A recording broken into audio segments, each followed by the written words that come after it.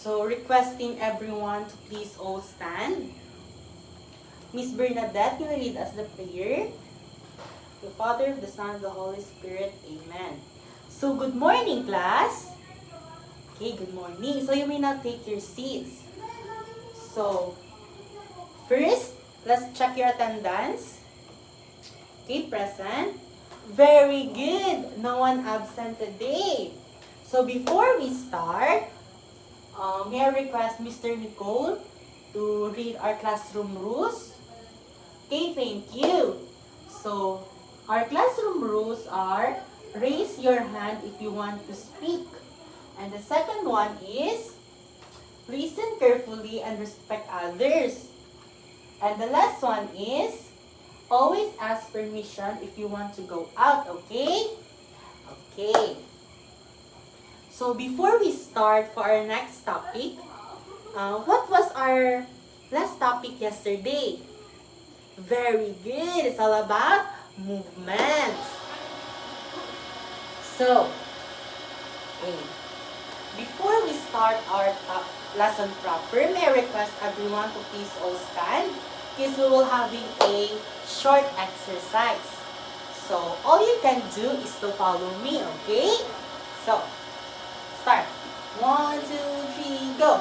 1, 2, 3, 4, 5, 6, 7, 8, 8, 7, 6, 5, 4, 3, 2, 1.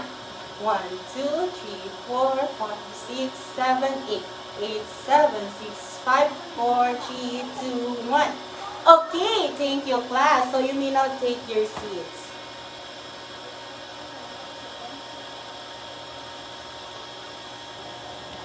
So,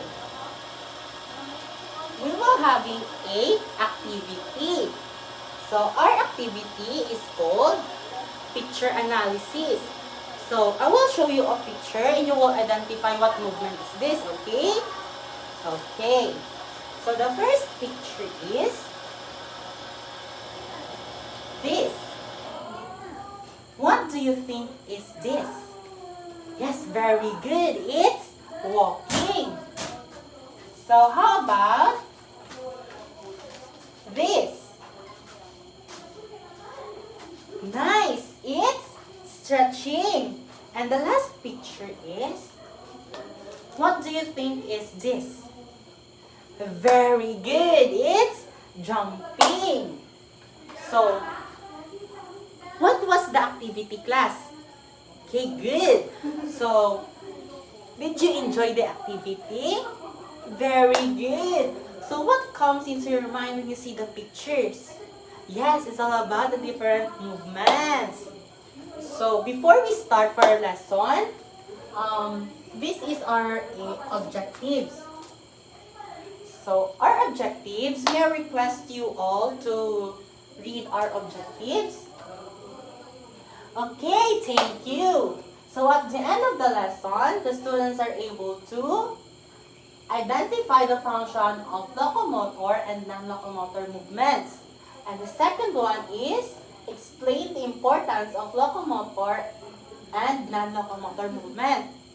And the last one is demonstrate the proper movements of locomotor and non-locomotor movements. Okay? Okay. So our topic for today is locomotor and non-locomotor movements. So when we say locomotor movements are actions that travel through space involving moving the body from one point to another. So when we say locomotor, so pag sinasabi natin na locomotor, ito yung mga movements na ginagawa natin like walking. So nag-walk tayo is ganito. So di ba umaalis tayo sa ating area. Ito yung mga movements natin na ginagamitan natin ng ating katawan. Okay? So, okay, let's proceed to our non-locomotor movement.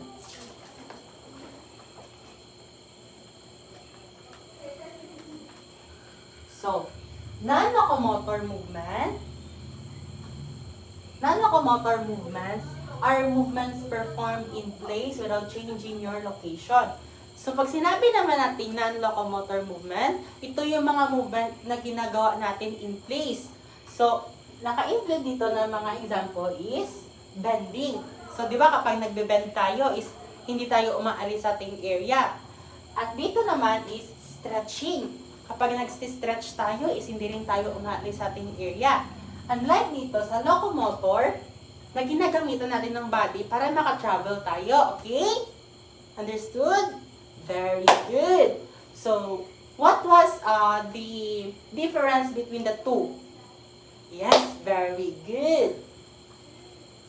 So, I will group you into two groups. The first group will be the locomotor, and the second group will be the non-locomotor. So, each group will discussing and performing the proper movement, okay? Very good. So, who's got the highest score? Yes, the group 1. So, let's give them a tung-tung-tung sahur clap. So, when we say tung-tung-tung sahur clap is 1, 2, 3, 1, 2, 3, tung-tung-tung sahur. Okay. So, 1, 2, 3, go. 1, 2, 3, 1, 2, 3, tung-tung-tung sahur. Okay, Yummy, now take your seats. So, before we end, kindly prepare a 1/4 sheet of paper because we'll having a short quiz. So, our quiz for today is, you will identify if the movement is locomotor or non-locomotor, okay? So, we will cover this.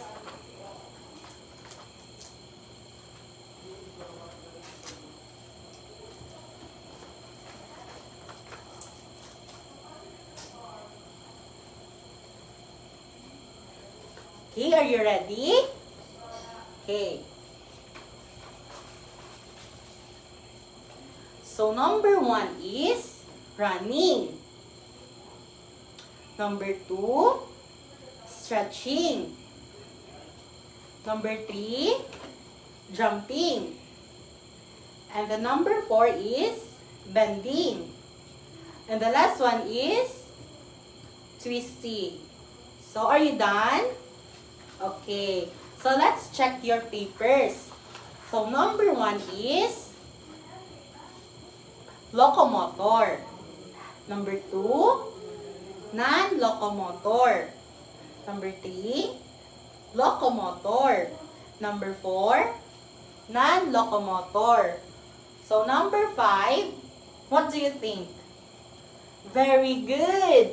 It's non-locomotor. So, let's get the perfect score.